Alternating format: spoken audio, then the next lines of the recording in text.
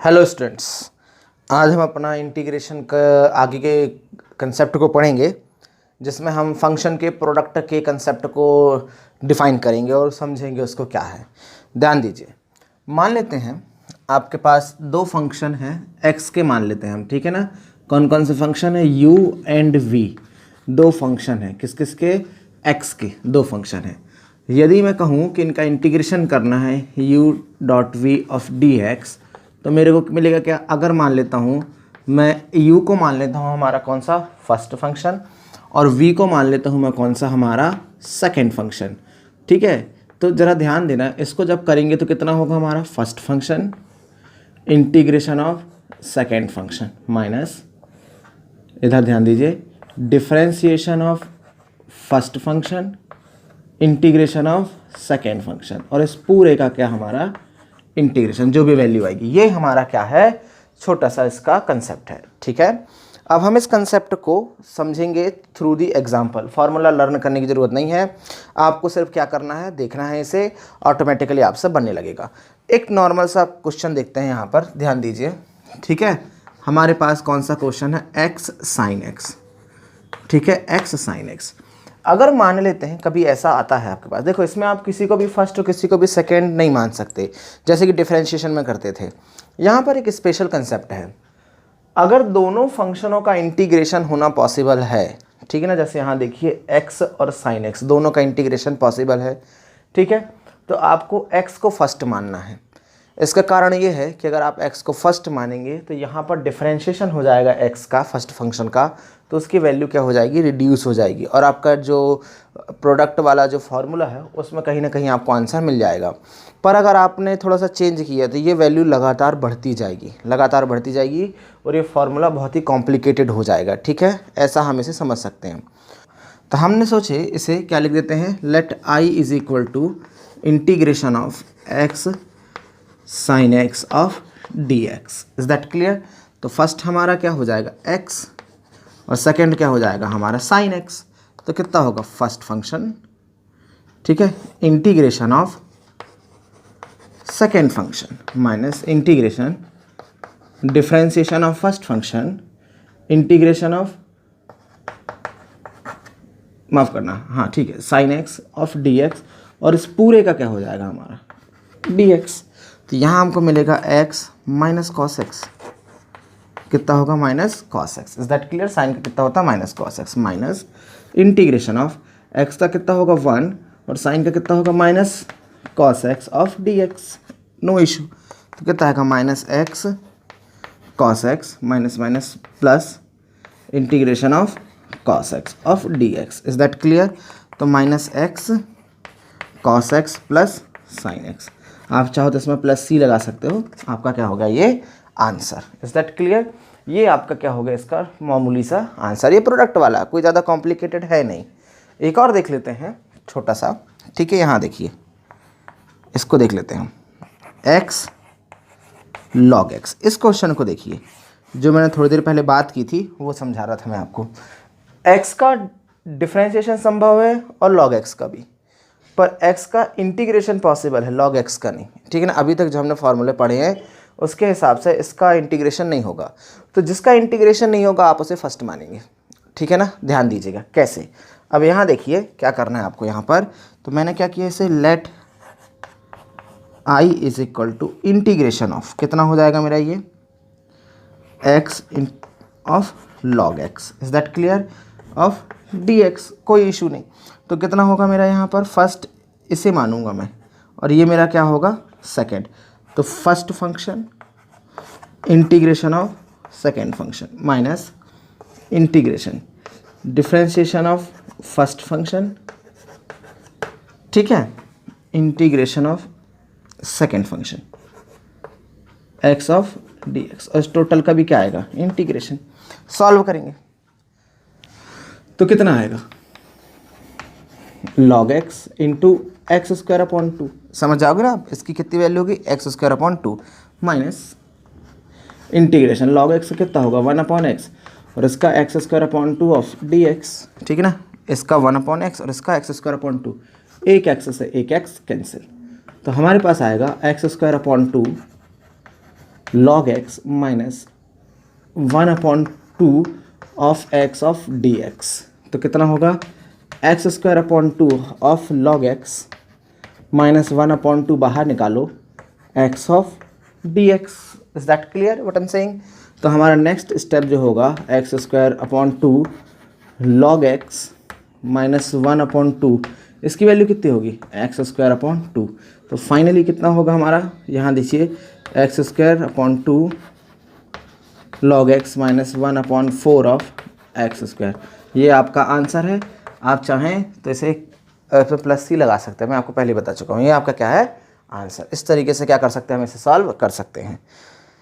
एक और क्वेश्चन देख लेते हैं हम, ठीक है। जैसे नॉर्मल से एक क्वेश्चन रखते हैं x ऑफ ex। हमें बहुत ही कॉम्प्लिकेटेड नहीं जाना, एकदम सिंपल से कंसेप्ट को पढ़ना है। ये है हमारा, मान लेते हैं x ऑफ ex, ठीक है। अब x ऑफ ex के लिए क्या करेंगे आप समझ रहे हैं ना। आप इसको क्या करेंगे, फर्स्ट फंक्शन मानेंगे किसको, x को, और सेकंड मानेंगे किसको, ex को। आपका आंसर आ जाएगा, ठीक है। और भी कई टाइप के क्वेश्चन हैं, जैसे यहाँ देखो, कभी कभी ऐसा भी आता है x² x³ ऑफ ex। इसे भी सॉल्व करना सकते हैं। मैं बोलूँ भाई इसे सॉल्व करो, तो इसे सॉल्व करने के लिए कुछ नहीं करना है। या तो आप पूरे इसे फर्स्ट मान लो और इसे क्या मान लो आप सेकंड। इसे पूरा फर्स्ट मान लो और इसे सेकंड मान लो। या फिर आप ऐसा भी कर सकते हो, इसे लिख सकते हो x² ऑफ ex प्लस कितना लिखोगे आप x³ ऑफ ex। फिर इनको दो बार आप क्या करना पड़ेगा, आपको अलग अलग करके आप इसे एक्सप्लेन कर सकते हो। समझ पा रहे हैं आप क्या बोले, इसे अलग अलग करके भी फिर दो फंक्शन बना के इसको दो बार क्या करना पड़ेगा, आपको इंटीग्रेट करना पड़ेगा, ठीक है। ये थोड़ा सा लेंदी हो जाएगा, तो डायरेक्ट आप इसे फर्स्ट मानो, इसे सेकंड मानो, बात खत्म।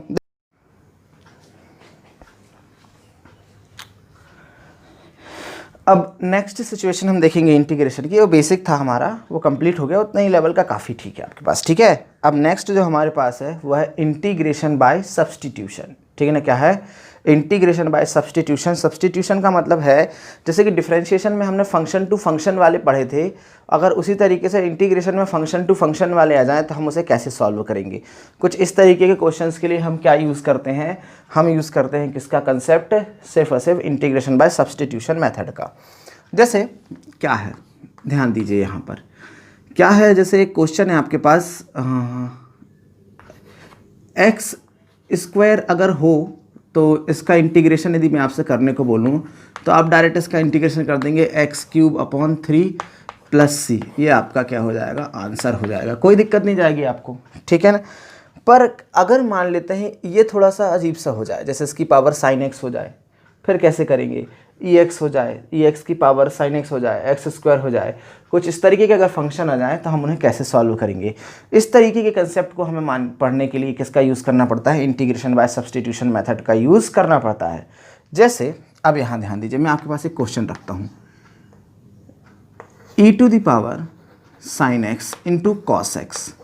इसको क्या करना है, हमें सॉल्व करना है।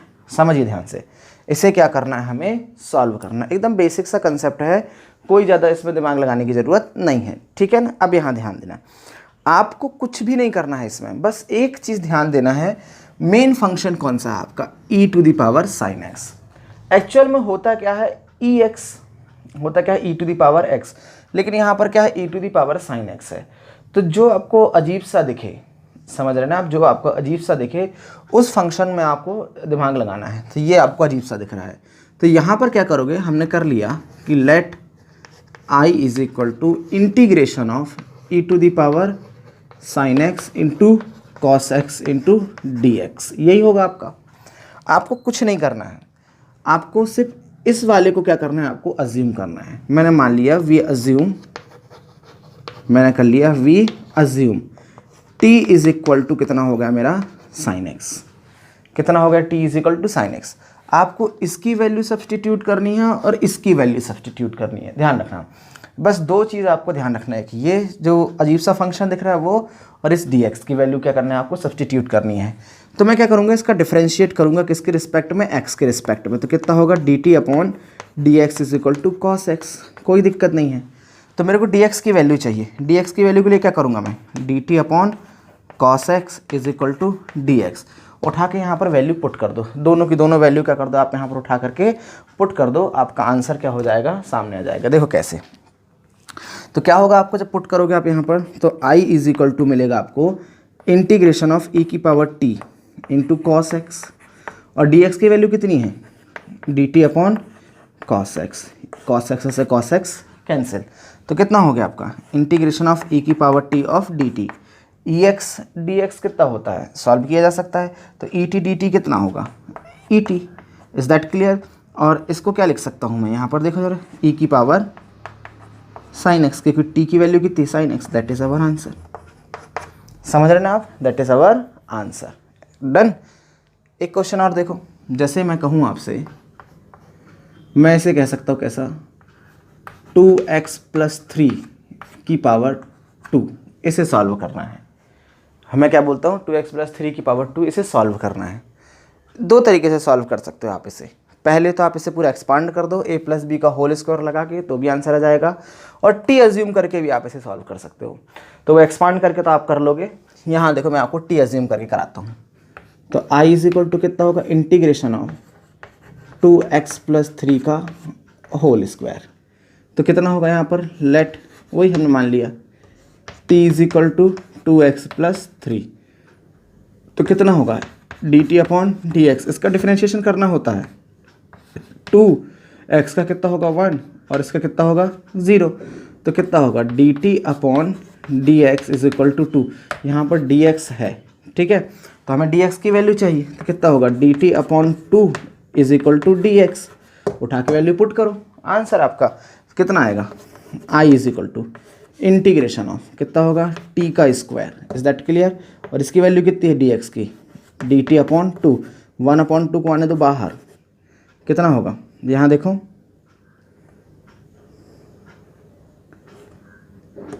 टी स्क्वायर ऑफ dt कितना होगा 1 अपॉन 2। इसे क्या लिख सकते हैं आप, देखिए ज़रा, t की पावर 3 अपॉन 3, t की पावर 3 अपॉन 3, तो कितना होगा 1/6, कितना होगा यहाँ पर t की पावर 3, मतलब कि 1/6, t कितना है 2x प्लस 3 का cube, that is your answer.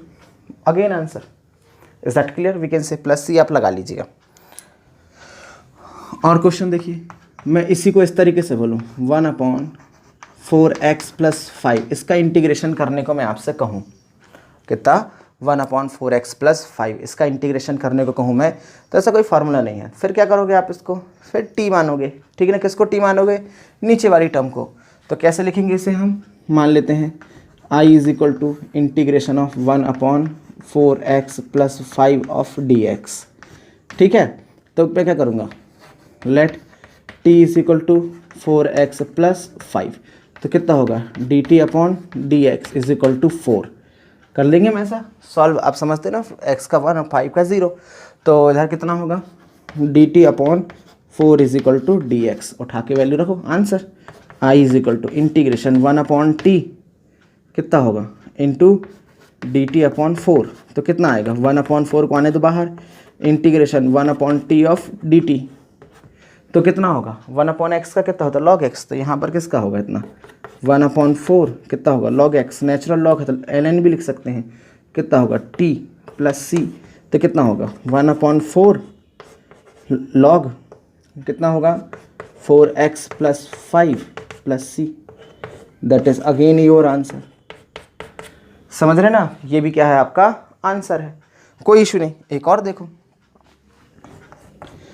मैं बोलता हूँ x sine x square, x sine x square, तो यहाँ पर साइन x के साथ होना था, लेकिन वहाँ पर स्क्वायर है, तो आप t किसको मानोगे, इसको, वियर्ड, इसको छोड़ दो, ये ऑटोमेटिक कैंसिल हो जाते हैं अपने, इसमें दिमाग लगाने की ज़रूरत नहीं है।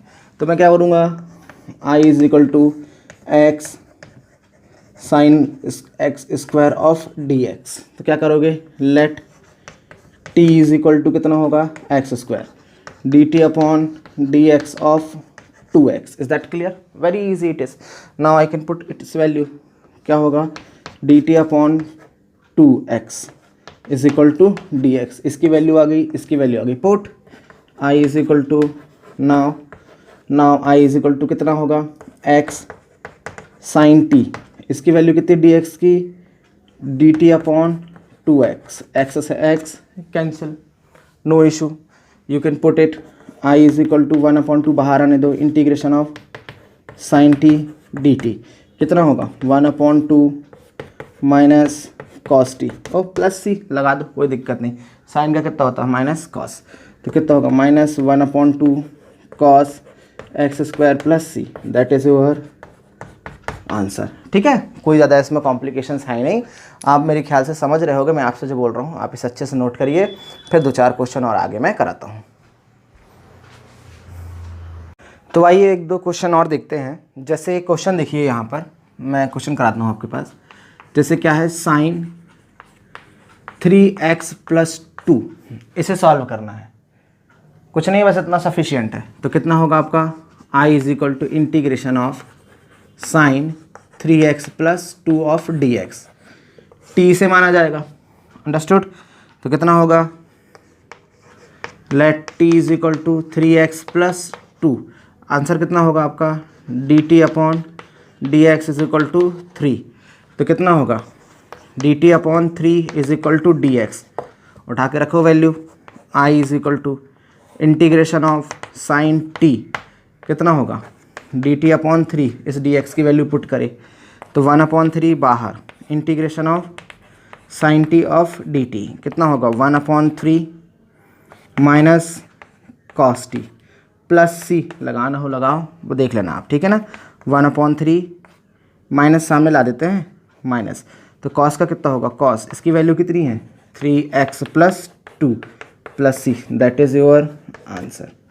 ठीक है, कुछ भी कर सकते हो आप इसे। एक और देखिए, नॉर्मल तरीके से दिए मालूम, कॉस ax + b कर दूं मैं, जहाँ a और b क्या है, कांस्टेंट है।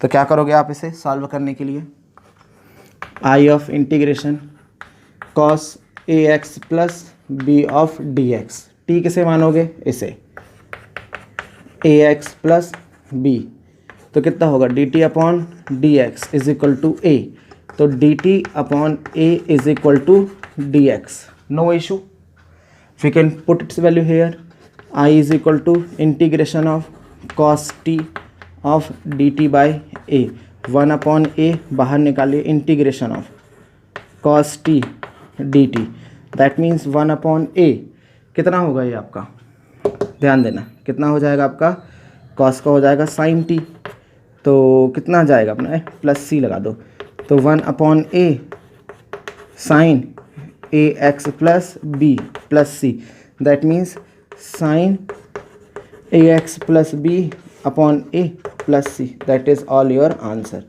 इस तरीके से क्या कर सकते हैं, हम इसे सॉल्व कर सकते हैं, कोई दिक्कत नहीं है, कोई भी दिक्कत नहीं है, सिर्फ हमको क्या करना है, इसे समझना है। पर एक स्पेशल चीज़ देखो, ऐसे बहुत सारे क्वेश्चन होंगे आपके पास, जैसे इस तरीके से भी क्वेश्चन हो सकता है, ठीक है ना, ये ऐसा कि भाई कितना लिख सकते हैं इसे हम, sec 3x tan 3x, कितने क्वेश्चन करो उतना ही कम है, तो इसे सॉल्व कर सकते हैं हम। मेरे को सिर्फ क्या करना है, 3x को मान लेता हूँ t, ठीक है ना, क्या मान लेता हूँ 3x = 3x, तो dt अपॉन dx, इसे मान लेता हूँ मैं इंटीग्रेशन ऑफ कितना है, I = sec 3x tan 3x of dx मान लेता हूँ मैं, तो कितना आ गया 3, तो dt अपॉन 3 = dx, यहाँ वैल्यू रख देता हूँ मैं, आंसर आ जाएगा, कितना आएगा आंसर, sec t, इधर कितना हो जाएगा tan t of dt upon 3 सामने ला लो, 1/3 कितना हो जाएगा sec t tan t dt, तो 1/3, ये किसका फार्मूला है ना, sec x × tan x कितना होता है, sec x, मतलब कितना हो जाएगा sec t प्लस c, तो कितना आ जाएगा, sec t की वैल्यू कितनी है, sec 3x upon 3 plus c, it is your answer. ठीक है, पर इतना लंबा हमको जेई और नीट में तो लगना नहीं है, हमें अगर क्वेश्चन आता है तो हमें तो इसे एक लाइन में सॉल्व करना है, 2 लाइन में ज़्यादा है ज़्यादा, इतना थोड़ी करते रहेंगे, ये आपकी प्रैक्टिस के लिए है, इस तरीके से सॉल्व करते हैं, और भी बहुत सारे क्वेश्चंस हैं, ठीक है, इतना काफ़ी है आपके लिए। पर एक बात समझिए ज़रा ध्यान से, मेरा बोलने का एक्चुअल में मतलब क्या है। ये जो कंसेप्ट जो हम पढ़ रहे हैं ये हमारा जो मतलब फंक्शन टू फंक्शन कैसे सॉल्व करते हैं, फंक्शन इन फंक्शन, वो है। इसको तरीका एक बहुत आसान तरीका है इसे सॉल्व करने का, ठीक है। ध्यान देना ज़रा, क्या है इसका तरीका। मान लेते हैं अगर कोई एक फंक्शन है, कौन सा, f(x) कोई एक फंक्शन है, ठीक है, ध्यान देना। तो यहाँ x तो कोई दिक्कत है नहीं इसमें। अगर मैं मान लेता हूँ अंदर f(a+b) है, इस तरीके का कोई फंक्शन है, मतलब फंक्शन के अंदर फंक्शन है, इसका इंटीग्रेशन करना है आपको।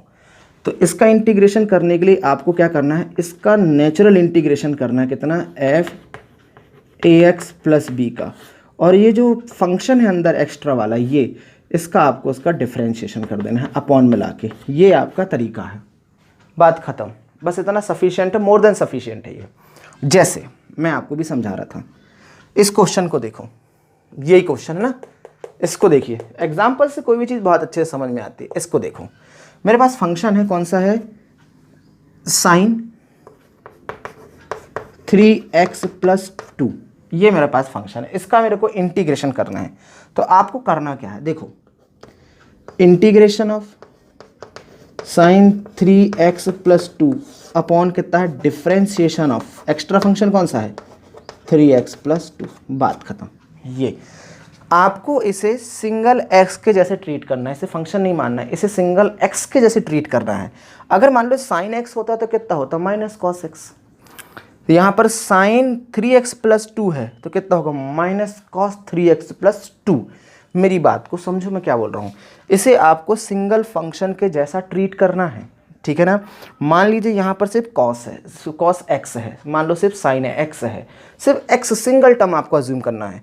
तो ये पूरी की पूरी टर्म आपकी x होगी। तो आप क्या करोगे यहाँ पर इसके आंसर में, -cos 3x+2 अपॉन में इसका कितना होगा, d/dx, 3x का होगा 3 और +0, तो कितना आंसर आएगा, 3, ठीक है। अगर आपसे ये सॉल्व करते नहीं बनता तो आप मेरे डिफरेंशिएशन के लेक्चर को देखिए, वहाँ से आपको एक लाइन में सॉल्व करते आने लगेगा। ये डन, ये हो गया हमारा। कौन सा क्वेश्चन और देखना है आपको, मान लेते हैं एक और, सुनिए एक और चीज़ के देखिए। मैंने बोला था आपका फंक्शन था हमारा e sin x into cos x, यही था ना हमारे पास, e sin x into cos x। कुछ नहीं करना है, सिर्फ आपको इसको करना है, बाकी सब चीज़ छोड़ दो आप, कैंसिल हो जाएगा आपका। कितना होगा, इसको छोड़े तो कैंसिल होगा। इस फंक्शन को देखो, कितना है आपका, इंटीग्रेशन ऑफ e⁻sin x, और नीचे कितना है, ये तो cos x को cos x ही रहने दो, और ये क्या है, extra d/dx of sin x, ठीक है ना, एक्स्ट्रा फंक्शन। तो कितना आएगा, e⁻sin x into cos x, और नीचे कितना होगा, ये cos x, कैंसिल, कितना आ गया, e⁻sin x। Is that clear what I am saying. ये तुम्हारे क्या है, बेसिक से क्या है, क्वेश्चंस है, ठीक है। और भी कई टाइप के क्वेश्चंस अभी हम कर चुके हैं, उनको भी हम देख सकते हैं, कोई इशू नहीं है। जैसे मैंने ये कहा आपसे कि क्वेश्चन क्या है, x sin x², इसको सॉल्व करना है। तो क्या करोगे आप, integration of x sin x² को इसको सॉल्व करना है। तो क्या करोगे आप, इसे x को लिखो, कोई मतलब नहीं x से, हमको सिर्फ इसको चेक करना है। तो कितना होगा आपका, integration of sin x² upon कितना है, d/dx ऑफ x²। समझी बात को आप। इस एक्स्ट्रा फंक्शन को देखो, ये तो हमारा कट जाएगा। मैं आपसे फिर बोल रहा हूँ, ये कोई वेरीफाइड और कोई एक्सप्लेनेटरी तरीका नहीं है, ये सिर्फ क्वेश्चंस को सॉल्व करके उसका आंसर निकालने का तरीका है। तो आपने इसको रखे क्या, x, कोई दिक्कत नहीं। sin x का कितना होता है, -cos x, तो sin x² का कितना होगा, -cos x², और इस 2x² का कितना होगा, 2x, कैंसिल, आ गया answer, -cos x² upon 2, that is your answer. Is that clear what exactly I want to tell. This is the special कह सकते हैं method to solve this one. Is that clear what I am saying. तो ये छोटे छोटे से जो आपके तरीके हैं, इससे आप क्या कर सकते हैं, सॉल्व कर सकते हैं। कोई भी फंक्शन है, उस फंक्शन को पकड़ो, उसका नेचुरल इंटीग्रेशन करो, और जो एक्स्ट्रा फंक्शन है उसका डिफरेंशिएशन कर दो, क्या हो जाएगा, आपके पास आंसर आ जाएगा, ठीक है। तो ये क्या है, आपका तरीका है। अब हम इसके बाद पढ़ेंगे डेफिनेट इंटीग्रेशन, और इसके बाद हम पढ़ेंगे binomial theorem. Is that clear. आप इसे अच्छे से नोट करें, फिर हम अगली क्लास में देखेंगे।